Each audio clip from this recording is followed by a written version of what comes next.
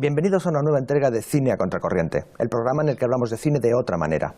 Hoy hablamos de Dejadme llorar, el genocidio olvidado, un documental sobre la represión franquista en la ciudad de Córdoba que nos explica lo que fue aquello.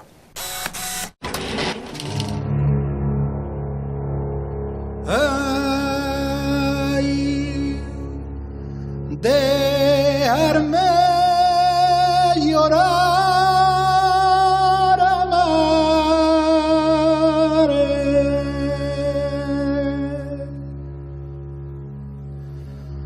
Ni se podía hablar, ni se podía llorar, no se podía manifestar prácticamente ni el dolor ni la pena, ¿no? Se acercaron a mi padre y le dijeron calladito y a seguir para adelante. Siempre con mucho miedo, siempre con el miedo.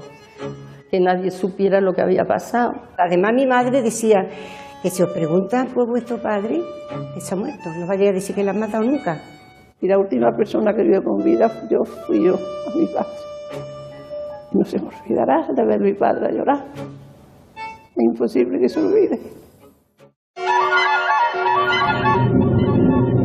En la historia del mundo no hay nada similar a la gran fuerza fáctica que hay en España para reprimir la memoria, el recuerdo y la historia auténtica de lo que pasó. En plena democracia hoy está reprimida las personas, las víctimas, su memoria, sus reivindicaciones, y está reprimida la historia.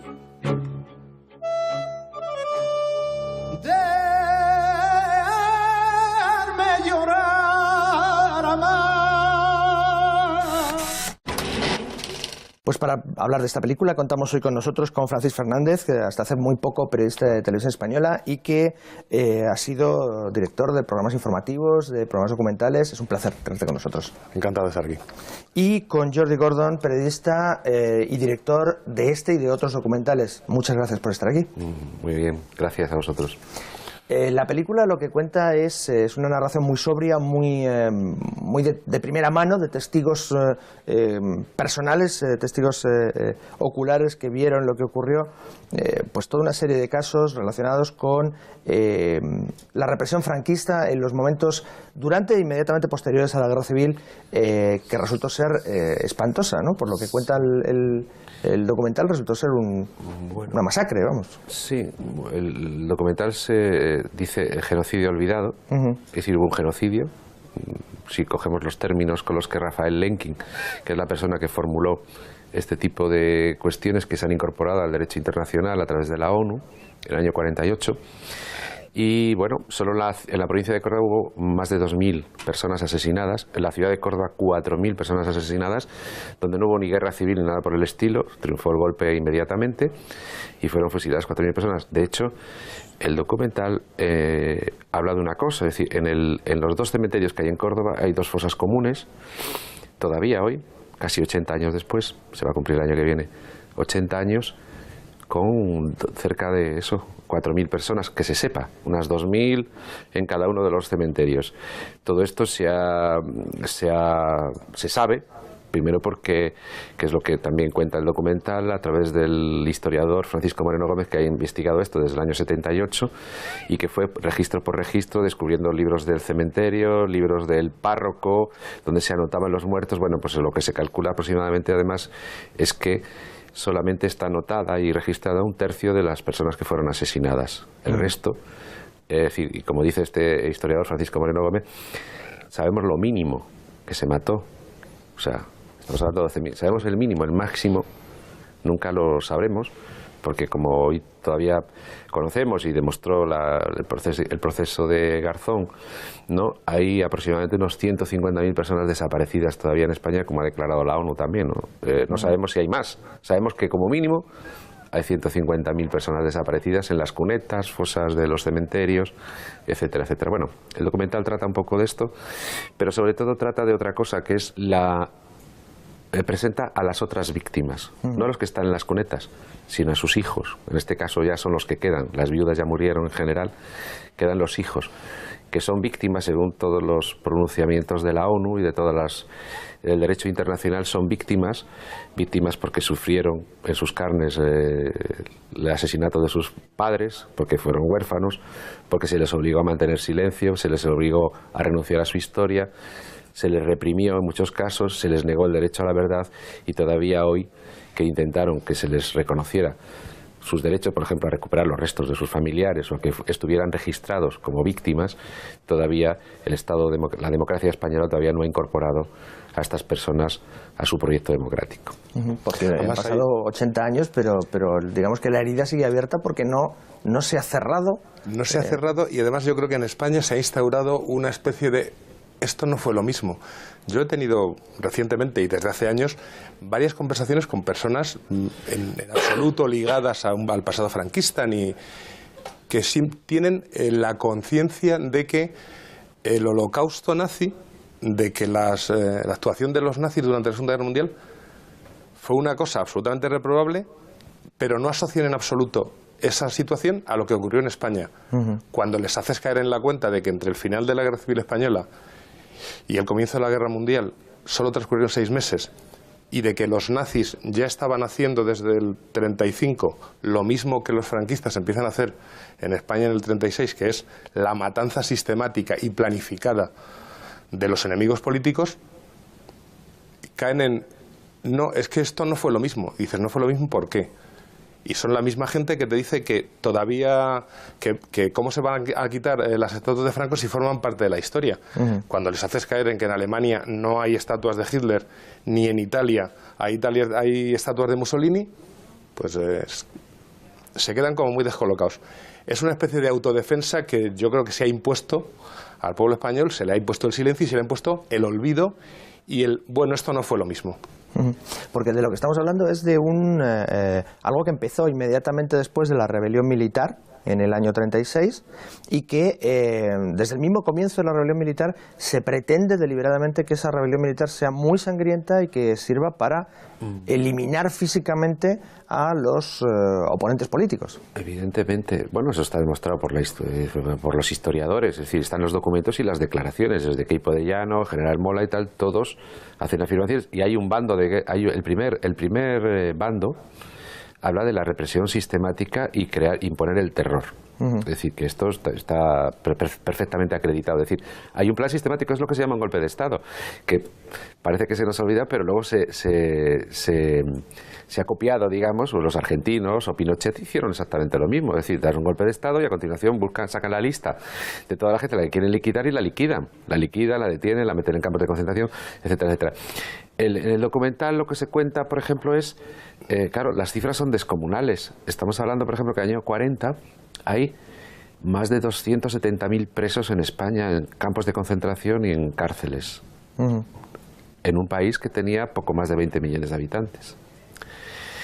Hay más de 350.000 personas afectadas por la ley de responsabilidades políticas, que significa que les incautan los bienes, les ponen multas, además de fusilarlos en muchos casos, y en muchos casos están fusilados ya, y además de eso les ponen multas, les quitan los bienes a los familiares.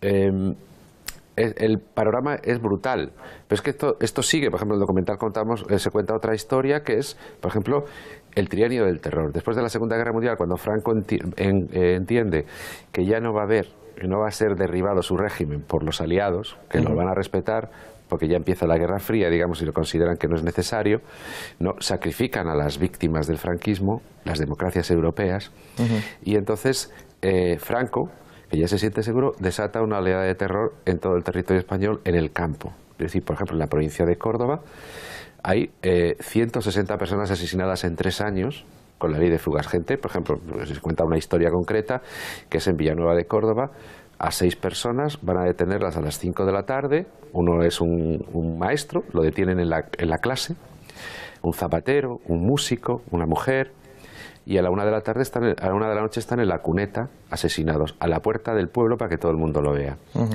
Bueno, bueno, 160 personas, como dice, como se dice en el documental, es una barbaridad en 3 años. Es casi el 11M, que tanto nos ha impactado todo, para que nos hagamos una idea, claro. En un pueblo, por ejemplo, de menos de 10.000 habitantes, que haya, o 10.000 habitantes, que haya 400 personas asesinadas, es una brutalidad. Pero yo quisiera hacer hincapié, como he dicho antes, en las otras víctimas. Es decir, en la reivindicación de estas personas que ahora entonces eran niños y que ahora son adultos y que no han conseguido que se les reconozca nunca como víctimas. Algunos ni siquiera se reconocen a sí mismos. El drama que tienen grabado, por ejemplo, cuando a ti, como cuenta uno de los testigos del documental, cuando tú estás en brazo de tus padres y vienen y te cogen del brazo de tus padres, te ponen en el suelo, se llevan a tu padre y no lo vuelves a ver nunca más, y te quedas solo en la vida porque tu madre la han matado también, y luego matan a 5 familiares más,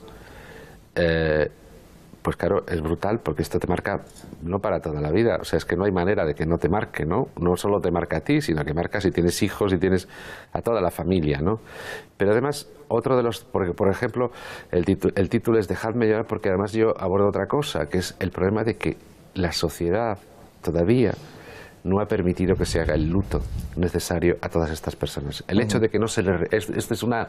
El documental pretende ser también una especie de grito, de llamada de atención para decir, señores, es decir, las víctimas necesitan que se les reconozca como víctimas. Es decir, que hay una declaración. Por ejemplo, el otro día hubo un homenaje, el sábado pasado hubo un homenaje en el Congreso de los Diputados a las víctimas del terrorismo. Todos los años lo hay muchas cosas, todos sabemos, y hay un reconocimiento a las víctimas del terrorismo.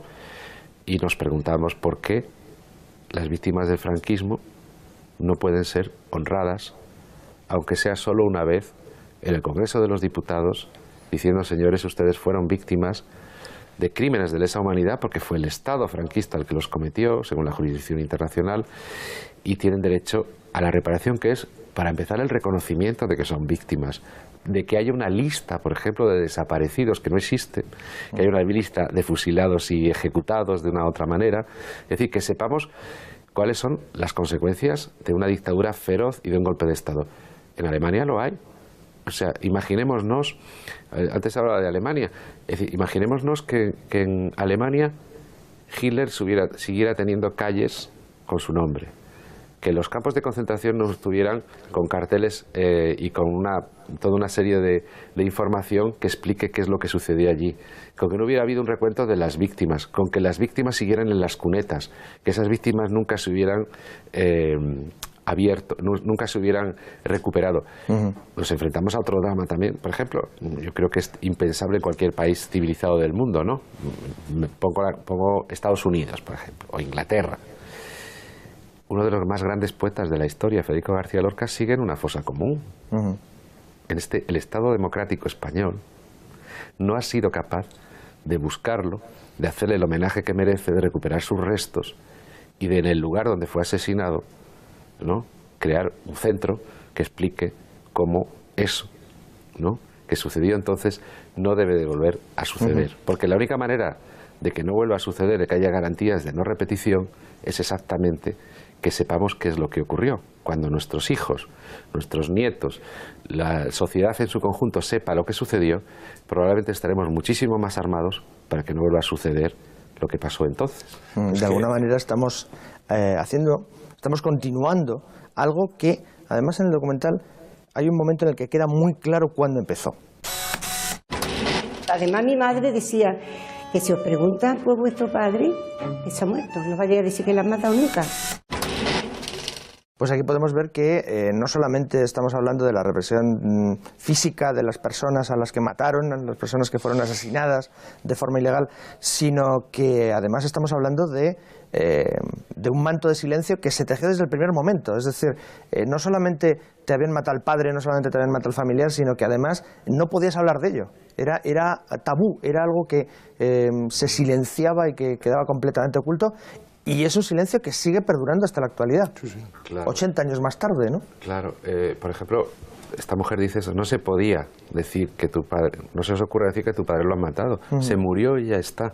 Y como dice otro de los personajes no se podía llorar, no se podía manifestar ni el dolor ni la pena, estaba prohibida. Es decir, las viudas, otra cosa que se cuenta en el documental, las viudas se llegó a prohibir el luto. Se llegó a prohibir el luto.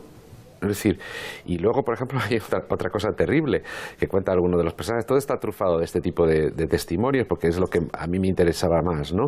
Es decir, mi madre, cuenta una de los testigos de las mujeres, que era una niña entonces, tenía 8 años, dice: mi madre no quiso vivir en Córdoba porque todos los amigos de mi padre, todos los que nos conocían, nos retiraron la palabra, nadie nos hablaba, nadie nos saludaba, ¿no?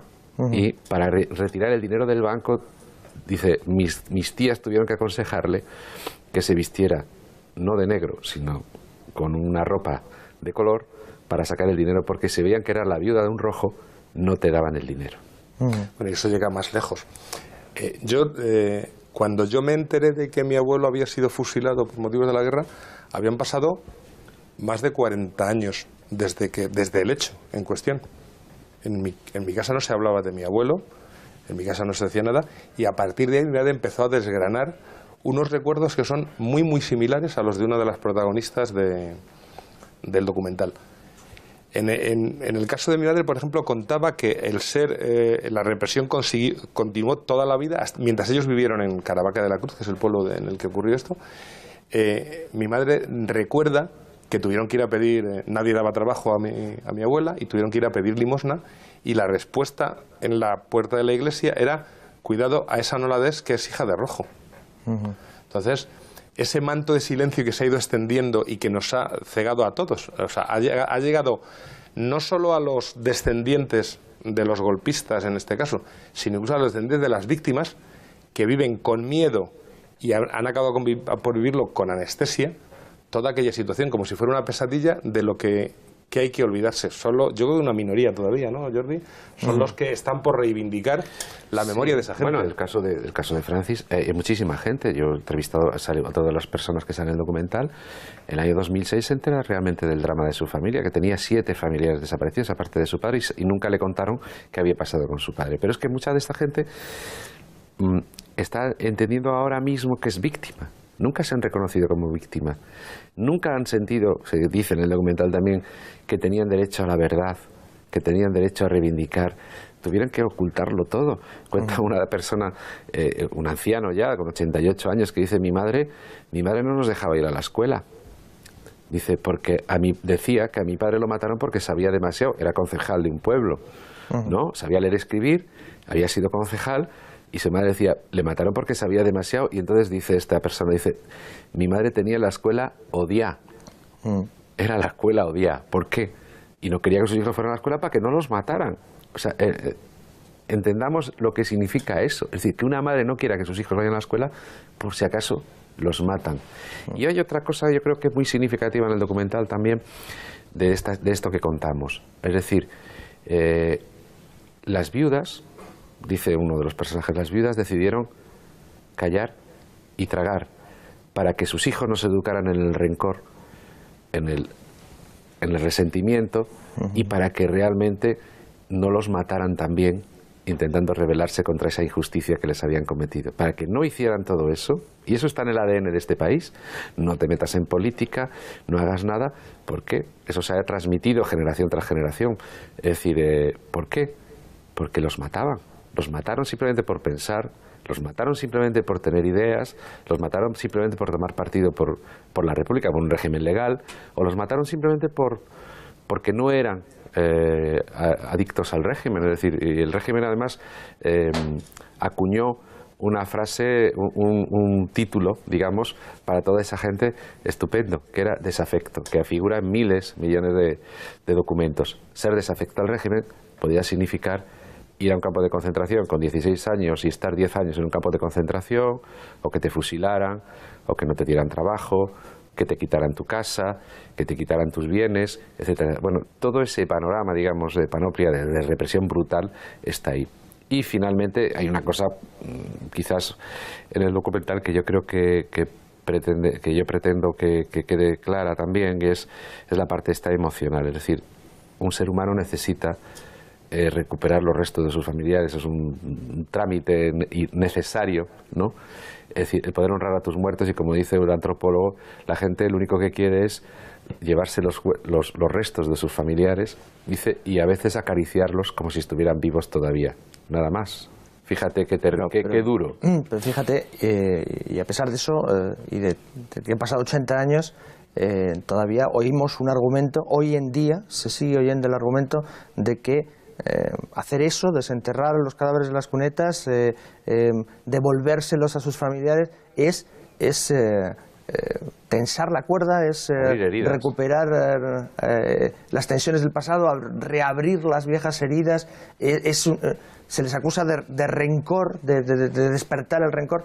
Ese es el mismo argumento que podríamos utilizar cuando nos dicen que hay que reivindicar a las víctimas del terrorismo, que me parece bien, hay que reivindicar a las víctimas del terrorismo. ¿Por qué podemos hablar del Holocausto sin despertar viejas heridas y no podemos hablar de las víctimas de la represión en España? Yo creo que porque una parte de la sociedad española, actualmente políticamente en el poder, tiene un grave problema. Sabe que sus raíces sociológicas y políticas se hunden en el régimen franquista y sabe que avanzar decididamente hacia vamos a reconocer lo que pasó, vamos a hacer un homenaje a la memoria de esta gente, puede suponer una desafección de una parte de su electorado.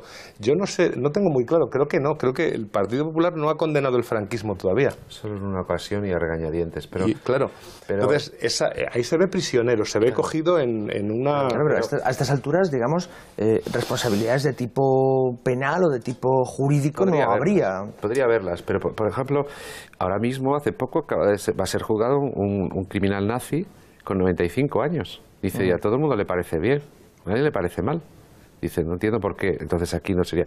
Pero no es el caso, porque en realidad para llegar a todo eso haría falta un recorrido por parte de la sociedad española, por parte de la democracia, porque aquí el problema es que la democracia, el proyecto democrático español, que ya va a cumplir 40 años, siempre ha dejado de lado y ha sacrificado a las víctimas. Y cuando digo eso, voy a poner 3 ejemplos que son muy concretos.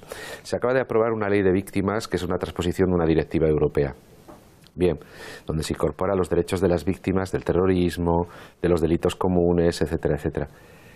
Las víctimas del franquismo están excluidas de esa ley. Hablando del Holocausto, el día 27 de enero, se celebra el Día Internacional del Holocausto. De hace varios años, en el Senado se celebra un acto con representación de la Casa Sefarad, con representación de la Federación Judía de España, etcétera, etcétera, donde se hace un homenaje a las víctimas del Holocausto. Las víctimas del franquismo están excluidas de ese acto. Y todo esto, en realidad, tiene mucho que ver con una cosa que también está en el documental, y está en esta escena que vamos a ver a continuación. Siempre con mucho miedo, siempre con el miedo. Que nadie supiera lo que había pasado. En realidad, el objetivo inicial de todo esto era provocar el miedo, claramente en la sociedad, en el conjunto de la sociedad, en aquel momento de guerra civil. Pero parece que el miedo se sigue extendiendo. Quizá no sea el mismo miedo, pero hay quien sigue teniendo miedo a esas víctimas. Entonces les tenían miedo porque eran oponentes políticos, hoy les tienen miedo porque su recuerdo puede de alguna manera convertirles en culpables. ¿Por qué? ¿Cuál es yo creo que en realidad el objetivo con el que se plantea el golpe de Estado y la guerra civil es un objetivo de genocidio que luego se lleva a cabo tanto desde el primer momento, incluso en zonas como la que aparece en el documental de Córdoba, donde no ha habido enfrentamientos militares, luego es difícil que haya ninguna sed de venganza, van a matar a los que tienen listados, como después, como es el caso de mi abuelo, que van a buscarle a un campo de concentración en Francia y le dicen que puede volver tranquilamente porque él ha sido un luchador por la República, pero no tiene delitos de sangre, vuelve y a las 24 horas está encerrado y 3 meses después fusilado. Es decir, hay un plan de genocidio sistemático y eso es normal que haya dejado un pozo de miedo. Y es normal que exista un cierto miedo por parte de ciertos sectores a que esto vuelva a salir y no, es abrir heridas. Dices, claro, es abrir heridas porque hay, yo creo todavía hoy, fortunas en España, empresas, hay trayectorias políticas construidas sobre los resultados de la guerra civil. Yo recuerdo... Eso quiere decir que las raíces de nuestra democracia, en el fondo, contienen una buena dosis de miedo, ¿no? Sí, claro. Hay muchísimos ejemplos. Yo, por ejemplo, era amigo de Dulce Chacón y ella contaba, pues y a mí me ha pasado también, que cuando estaba trabajando para escribir su libro, ¿no? iba a ver a las mujeres. Y, por cierto, en el documental sale la persona que inspiró a la protagonista de la novela de Dulce Chacón. Las mujeres cerraban las puertas, cerraban las ventanas, miraban hacia afuera, ¿no?, para ver si había alguien, y bajaban la voz para contar sus historias. Eso todavía existe hoy. Una de las personajes del documental, por ejemplo, dice: yo todavía tengo miedo. Los testigos directos de todos esos crímenes están muriendo sin un mínimo reconocimiento de la sociedad española. Yo creo que yo quiero aprovechar, ¿no?, estar aquí para hablar de esto, más que no, del documental es un instrumento, porque yo creo que la asignatura pendiente que tiene este país de respeto a los derechos humanos, que además se supone que somos una sociedad sensible a eso, la deuda que tiene con las víctimas del franquismo y con nosotros mismos, porque si no somos capaces de reconocer que esos crímenes y condenar esos crímenes, y sobre todo reconocer a las víctimas, si no somos capaces de reconocer a las víctimas, difícilmente podremos construir una sociedad que realmente de verdad apueste definitivamente por la paz, por la concordia, por el entendimiento y sobre todo por una sociedad plenamente democrática. Esperemos entonces que documentales como este, películas como las tuyas y historias como las de estos últimos supervivientes, estos últimos testigos de aquella barbarie, sirvan para recuperar esa memoria y para que las cosas cambien y por fin podamos eliminar esas raíces del miedo de nuestra sociedad. Jordi, Francis, ha sido un verdadero placer teneros con nosotros. Muchísimas gracias por estar aquí. Podéis ver el documental, o sea, el programa sobre el documental y el resto de nuestros programas en nuestra dirección, en la página web hispantv.com, y a ustedes les espero la semana que viene en una nueva entrega de Cine a Contracorriente.